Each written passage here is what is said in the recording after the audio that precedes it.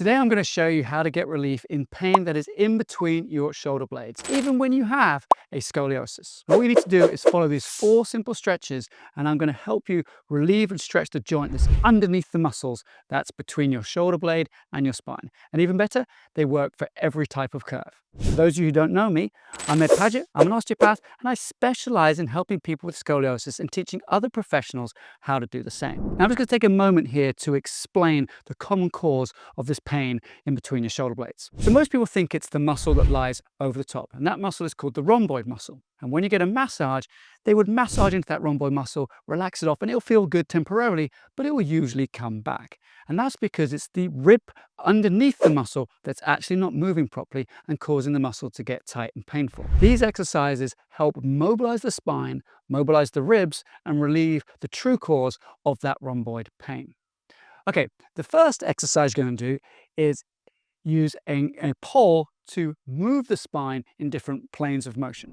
So you're going to put the pole on your shoulders and then simply move left and right. This is quite a relaxing movement. You're letting your head move left and right, but trying to keep the movement into your upper back and not so much into your shoulders. We're not going to do this forever, just 5 or 6 either side. Next, we're going to start with rotation.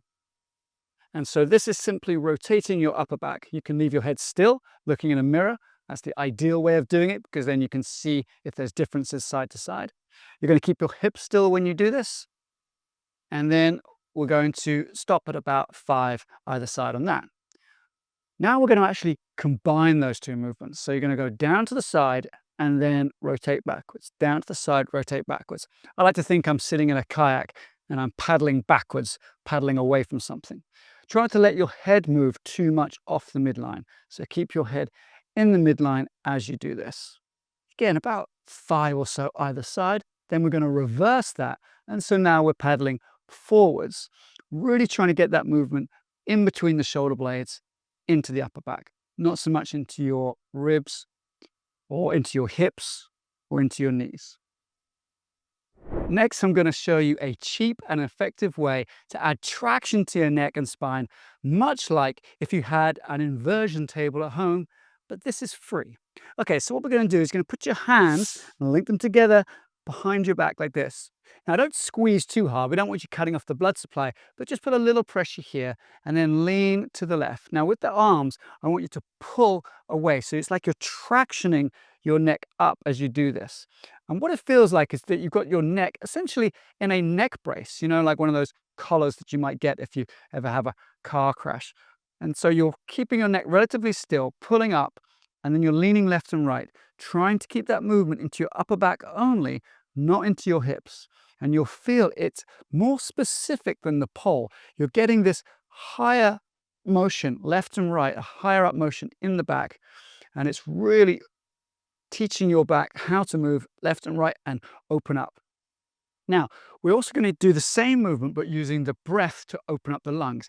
So as you breathe in, your lungs are going to expand on the side that you're moving away from. So this is my right side, and I breathe in here.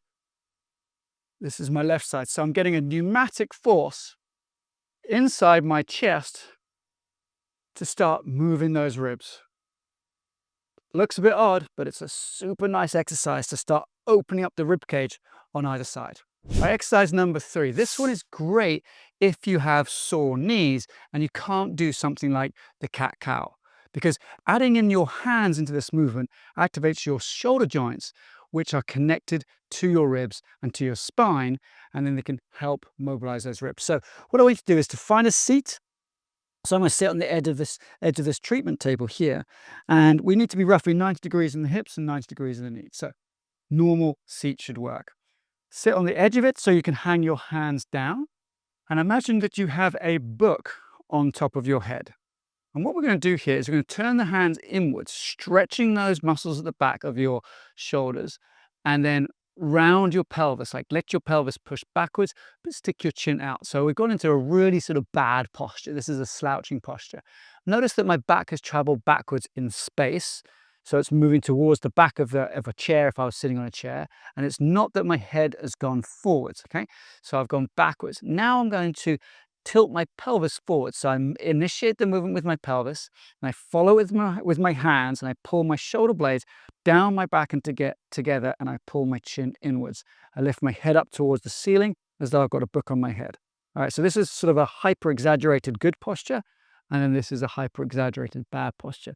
You're going to work between these movements, and you're going to couple it with the breath. So here I'm going to breathe out, then I'm going to breathe in.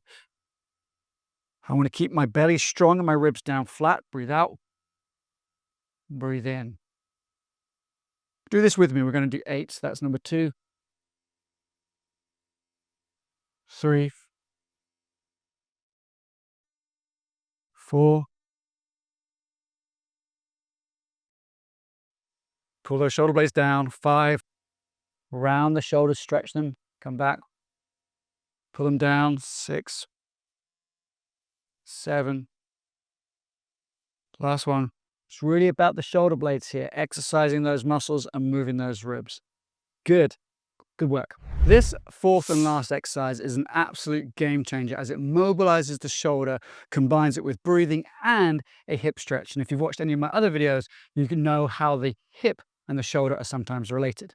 Okay, you're going to get a surface, so it could be a table, could be a work surface, and then you're going to put your pole onto the surface here.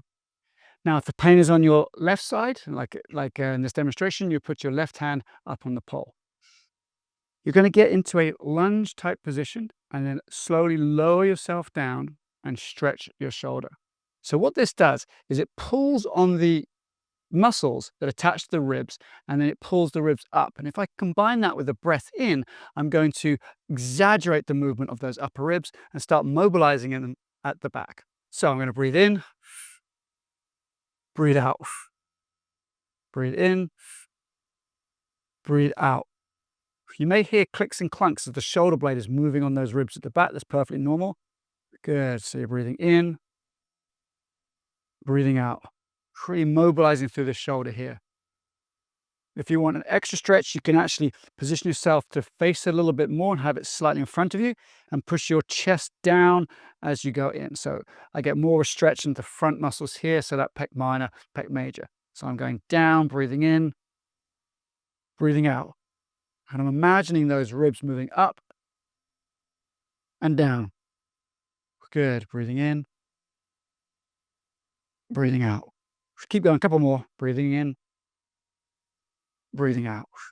So a lot of stretch in my shoulder, a lot of mobility into my ribs, and that's really going to help take care of that annoying sort of scapula, we call it, or shoulder blade pain that you get when you sit for too long. Once you try these moves, let me know in the comments below how you get on, and feel free to share this with a coworker or family member who also suffers from that pain in between the shoulder blades. Now, if you want to find out more about how I can help you beat shoulder pain and manage your scoliosis, click on the link in the description below.